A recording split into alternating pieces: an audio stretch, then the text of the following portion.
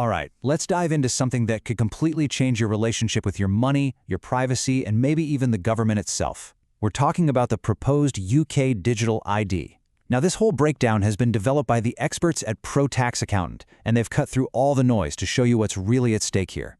Believe me, this is way more than just a tech upgrade. It's a huge debate about the future of our identity, and it's all happening right now. So let's just get right to the heart of it with this one question. Seriously, could you imagine one single app on your phone holding the keys to your passport, your driving license, and even your tax code? It's a future that promises unbelievable convenience, right? But it also brings up a massive question. Just how much control are we, willing to give up to get it? That is the central fight we're going to explore today. And just so you know, all the insights we're about to cover come directly from the tax experts at Pro Tax Accountant. They've been tracking every single development to really understand how this is going to impact your finances in the real world. So let's see what they found. Okay, here's our game plan. First, we'll nail down what a digital ID actually is. Then, we're going to look at both sides of the coin, the promise of a much simpler future versus the danger of a surveillance state. Then, and this is the important bit, we'll connect it all directly to your wallet, see where things stand today, and then wrap up with the big decision this all leads to. Right. First things first, we hear this term digital ID thrown around all the time, but what are we actually really talking about? Because the devil is always in the details. At its heart, a digital ID is basically the electronic version of your passport or your driving license. The main idea is to have one super secure, verified identity that you can use everywhere, online and in person. So instead of a wallet stuffed with plastic cards, you just have one trusted key on your phone. And here's a little fact that might surprise you. A big part of the argument for a single digital ID is that our identity is already scattered all over the place. Think about it. You've got a national insurance number, an NHS number, a passport number, a driving license number. I mean, the list just goes on and on. The people who support this say, look, this is messy and not very secure. A single system is just better. Okay, so let's look at the optimistic view first. Why are the government and all these tech companies so excited about this? Well, they're painting a picture of a future that's more efficient, more secure, and, let's be honest, a whole lot simpler for every one of us. Now, this is a fantastic example of a key benefit they talk about, something called data minimization. So imagine you're just trying to prove you're over 18. Right now, what do? You show your driving license, which has your name, your address, your full birthday, way more info than anyone needs. With a digital ID, the system could just give a simple yes or no. It only shares the one fact that's needed, which keeps the rest of your personal data safe. And look, this isn't just some science fiction dream.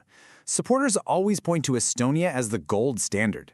They've had a digital ID system for decades, and it powers everything from secure banking to online voting. A really cool feature is the transparency. Citizens can actually see a log of who has looked at their data. It's so well regarded that over 10,000 Brits are already using one. And get this, to date, the ID system itself has never, ever been compromised. But, and this is a big but, it's so important to see this in context. The UK has a really rocky history with national ID cards. They were brought in as a temporary thing for World War II, but they stuck around until 1952. Then, Tony Blair's government brought them back in 2006, only for them to get scrapped again in 2010. It just goes to show this tension between state security and our personal freedom is a debate that just keeps coming back. Okay, so we've heard the promise. Now let's flip the coin and look at the peril. For every argument in favor, there's a really powerful one against it, and it's all rooted in fears of state control and losing our privacy. Stay with me. The next point might actually surprise you. This is not some fringe issue. A parliamentary e-petition against a mandatory digital ID got nearly 3 million signatures. 3 million! That makes it one of the most signed petitions in British history. That number represents a massive grassroots pushback, and it shows just how deep these worries really run. And you know what? That feeling was captured perfectly in Parliament. During a debate, Robbie Moore, a Conservative MP, just summed it all up with this incredible line. It speaks to that core objection people have. The idea of being cataloged, tracked, and basically reduced to a number in a giant government database. It's a rejection of something many feel is just, well, profoundly un-British. So, the opposition in Parliament really focused on three main things. At the very top of the list, data security. Can the government really protect this giant honeypot of all our sensitive data from hackers? Then there's the absolutely staggering cost. a projected $1.8 billion. And finally, a really critical point, digital exclusion. What happens to the elderly, the vulnerable, or just anyone who can't or won't use these new systems? Now, here's a pro tip for you, because you will hear this come up in arguments. Critics often bring up a 2021 incident in Estonia where ID photos were hacked. And yes, that did happen. But supporters at the system are very quick to clarify a crucial detail. The photos were stolen from a totally separate, less secure database. The core digital ID system itself wasn't breached. It just shows how complicated the security debate really is. It's all in the fine print. So, the million-pound question. How does this whole debate actually affect your wallet? Well, this is where all the abstract ideas about privacy and convenience get very, very real, especially when we start talking about HMRC. Let's just walk through a quick scenario. Let's say we have a freelancer in London, we'll call him Sanjay. He finishes a project, he gets paid, the money lands in his bank account. Simple. But in a future with a fully plugged-in digital ID, that bank transaction could be automatically linked to his identity and sent straight to HMRC. In theory, this means HMRC could calculate his tax bill almost instantly. It sounds efficient, sure, but it raises huge questions, even though new laws do give you the right to challenge these robot judgments. And this table just lays it all out, plain as day. Right now, in the 2025-26 tax year, you're in the driver's seat. You gather your paperwork, you submit your self-assessment. In this potential new world, that control flips. Data just flows automatically, and your job changes from being a submitter to being a checker. What's really happening here is a shift in the burden of proof, from you telling the government what you owe, to the government telling you what you owe, and you having to prove them wrong. That is a massive, fundamental change. So, where does that leave us? Well, the big fight over a mandatory national system is in full swing, but it's really important to know that various forms of digital ID are already being built and rolled out as we speak. This isn't going to be a single flick of a switch, it's more like a landscape that's constantly changing.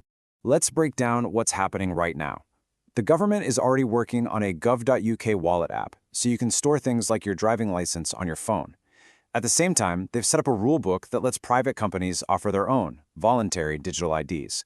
The real fight, though, the one that got those 3 million signatures, is about whether using any of these systems will become mandatory to do basic things like get a job or access essential services. Okay, so we've looked at the tech, the politics, and the money side of things. Let's pull it all together and really focus on the central conflict, because this is about so much more than just technology. This is about the future of your personal and your financial freedom.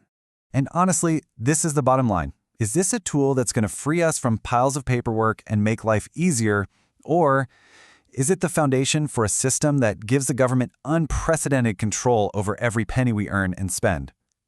There is no easy answer. But where you stand on that question probably comes down to whether you trust that it's just a convenience, or if you see it as that fundamental shift in power we were just talking about. Right, before we finish up, just a quick and important disclaimer. The information we've shared here today is for general educational purposes. It's really to help you understand the debate, but you shouldn't rely on it alone to make financial decisions. It's vital that you consult an expert before you do anything. For specific advice that's tailored to your own personal or business finances, please do get in touch with the team at Pro Tax Accountant. The details are right there on your screen. And hey, don't forget to subscribe to their YouTube channel for more expert updates just like this one. Thanks so much for your time.